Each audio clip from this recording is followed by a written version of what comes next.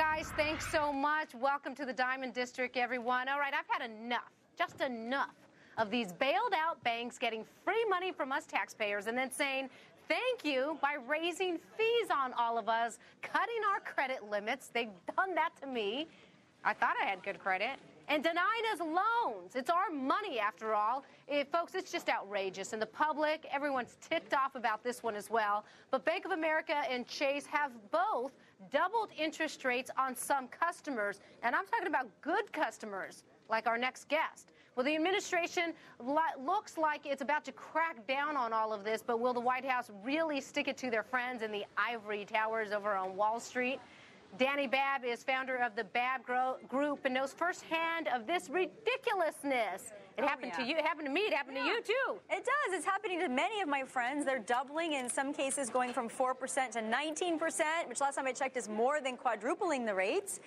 They're using a number of factors that they're not disclosing to customers. For example, if you have any pay option arms or if you have a pick-a-pay from Wachovia, any negative amortization loan in your credit, they're using it as an excuse to double or even triple your interest rate. Yeah, they closed my home equity line of credit, which had like a 2% interest rate, so I had planned on using it again. A couple of, let me point out for folks what we're talking about. Bank of America, specifically for the credit cards, they double the interest rate on people to 14%.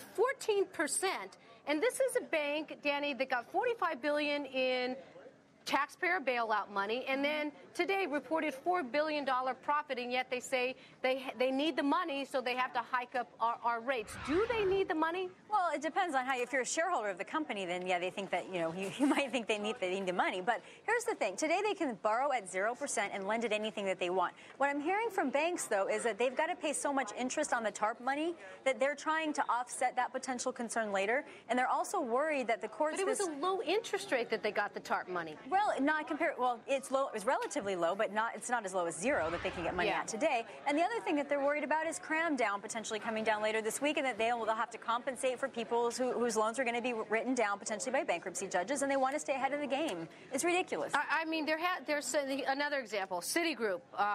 Some of these loans, they're offering like teaser loans, and then the rates jack up to 30%. Citigroup, another bailed out bank, received $50 billion. So the problem here, how do we square the fact that they're getting our taxpayer dollars to help them out and help the broader economy, yet they're then screwing us, the other way by charging us these outrageous fees. These are bailed out banks. They shouldn't be doing that. Well, we'd hope that public outcry would be enough to stop this from happening. We've talked to 18 banks, my company, in the last couple of weeks for all sorts of things, from jumbos to credit card issues. What I'm hearing across the board is basically tough luck. We're not going to do anything about it. We're going to charge you whatever rate the policy says that we can charge you. And one thing I recommend to people is if you've got a business or you can get an employee identification number, transfer it all to your business and open a new line. They're not yet cutting business lines or raising the rates as much as they are on personal credit. Oh, okay. And then also, folks, be careful for those, if you're expecting a tax refund from your bank, because they're also charging big interest rates on these. They're called tax refund anticipation loans.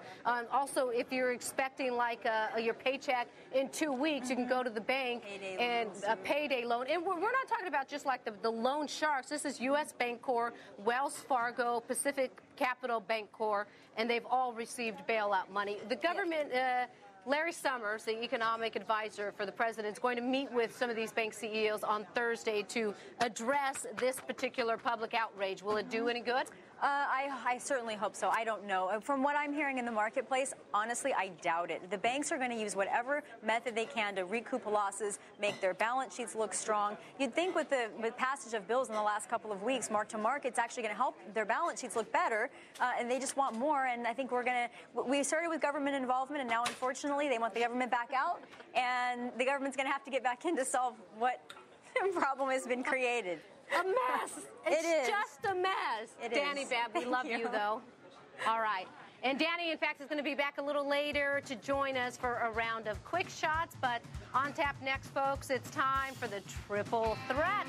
I'm going to mingle with the crowd here at the bar, venture out, see who's out here at the bar. Cody's shot clock counting down, and Eric has your daily dose of sizzling red street meat.